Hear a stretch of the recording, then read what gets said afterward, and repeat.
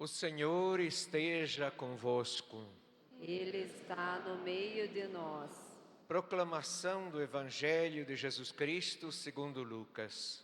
Glória a vós, Senhor. Naquele tempo vieram algumas pessoas trazendo notícias a Jesus a respeito dos galileus que Pilatos tinha matado, misturando seu sangue com o dos sacrifícios que ofereciam.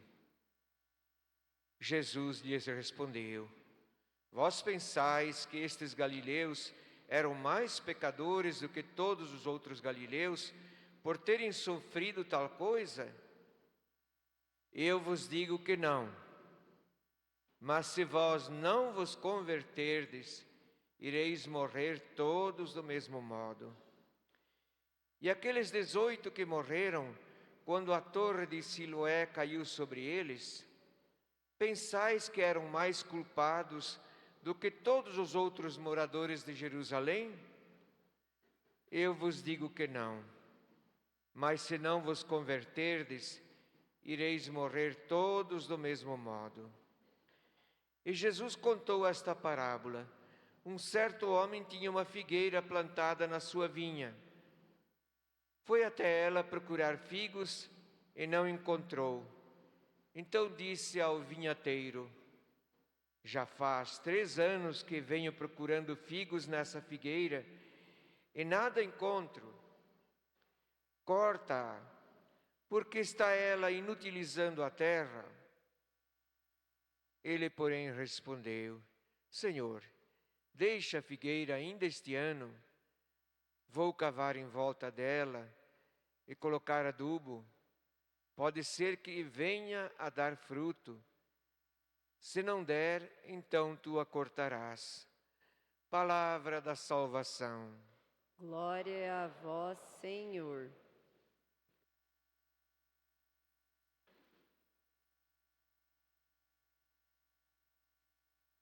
A primeira leitura é tirada do livro do Êxodo. E o grande personagem sempre é Deus, mas depois na vida humana é Moisés. Eu acho que todos nós vimos muitos documentários sobre a vida de Moisés, como aquele dos 10 Mandamentos e tantos outros. Embora os comentários sempre podem apresentar alguma novidade, ou seja, que não está na Sagrada Escritura, mas basicamente é a mesma coisa. Então, poucos dias atrás, uma das leituras da missa nos lembra que José era o mais novo dos irmãos e os mais velhos tinham ciúme dele, porque achavam que o pai e a mãe gostavam mais dele, que era o mais novo, do que todos os outros. E o pai o mandou José, lá num certo lugar do campo, procurar os seus irmãos, para ver onde é que eles estavam, que estavam cuidando das ovelhas da família. E quando ele chegou, um já disse: ali vem o homem dos sonhos, o visionário, vamos matá-lo e vamos dizer que o animal feroz o triturou. E aí o mais velho disse: não, ali aqui perto tem uma cisterna, nós chamamos de poço, né?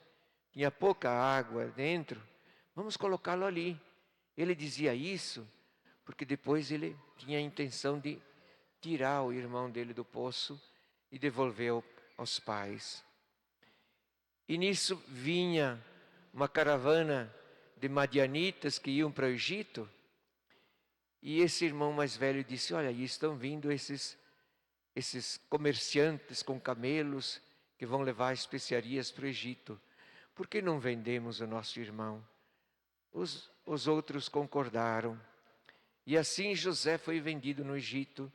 E a história é que ele tinha um dom de interpretar sonhos, como por exemplo aquele que a Bíblia conta, que o rei do Egito, porque ele foi até o Egito,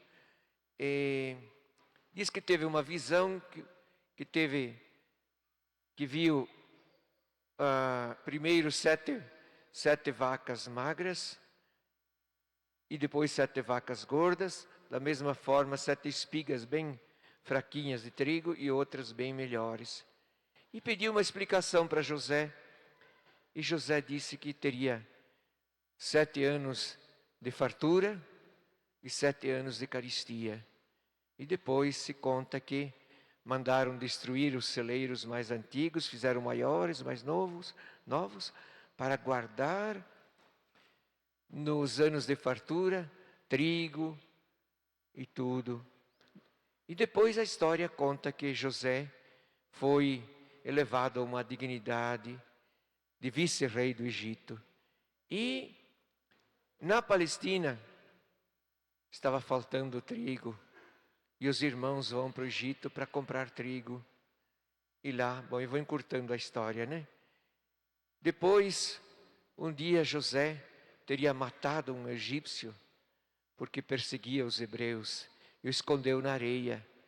E aí, um egípcio viu e disse, você está querendo fazer comigo o que fez com aquele que enterrou na areia? E então Moisés se mandou, como nós dizemos, foi para bem longe, passou o Mar Vermelho, parte do deserto, e chegou perto do Monte Horebe. Ali ele encontrou Jetro, se casou com uma filha dele, e ele passou a cuidar das ovelhas do seu sogro. E um dia, acompanhando as ovelhas, elas chegaram perto do Monte Horebe, subiram um pouco nesse monte, tem outro nome também, chamado de Sinai. E ali Moisés ficou encantado, porque tinha uma árvore que estava queimando, mas queimava e não se consumia.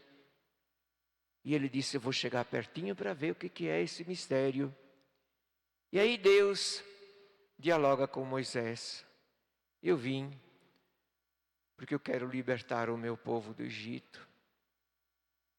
E você deve ir lá em meu nome se apresentar. Pois é, mas se eu for lá e eles vão perguntar como é que é o nome desse Deus? Eu sou aquele que sou. Uma definição que precisaria ser muito bem estudada. Depois ele se apresenta também, eu sou o Deus de Abraão, de Isaac, de Jacó. E você vai, eu vou estar contigo, você vai libertar o povo do Egito. Não foi fácil, mas ele libertou porque Deus realmente agiu em favor do seu povo conforme a sua promessa. Ele diz, eu vi a aflição do meu povo e vim para libertá-lo. E assim aconteceu. E então Moisés teve essa grande tarefa. Depois, saindo do Egito, passaram com todos os israelitas o Mar Vermelho e chegaram perto do Horebe, onde Moisés tinha estado, né? Então, uma história muito interessante. Guardemos essa palavra.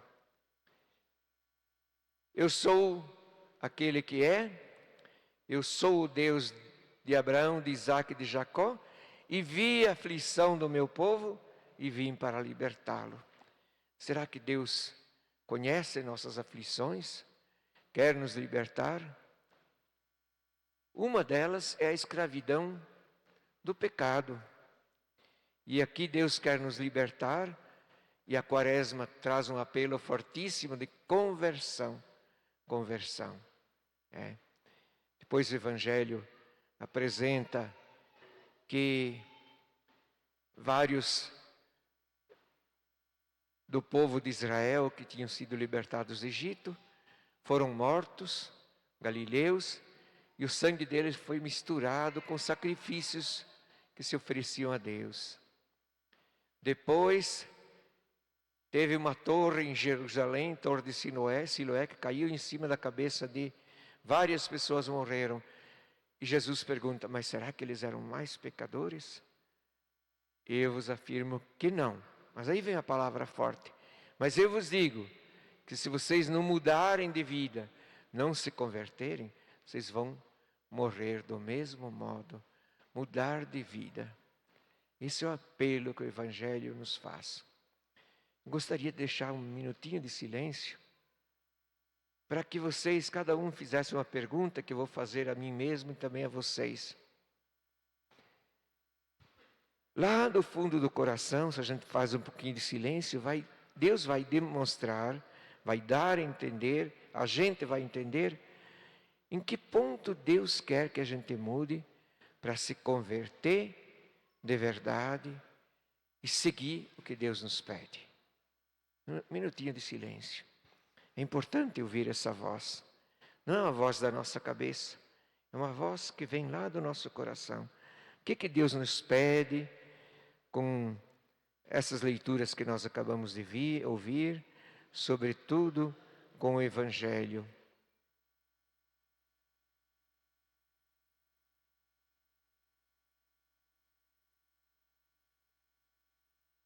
Eu ouvi dentro de mim essa palavra, como se Deus me falasse: eu quero que você escute a minha voz, que seja mais atento à minha palavra. É importante que a gente grave no coração e leve para casa para procurar viver esta semana. O que Deus nos pede para sermos cristãos mais autênticos? Professemos a nossa fé. Creio em Deus Pai Todo-Poderoso, Criador do céu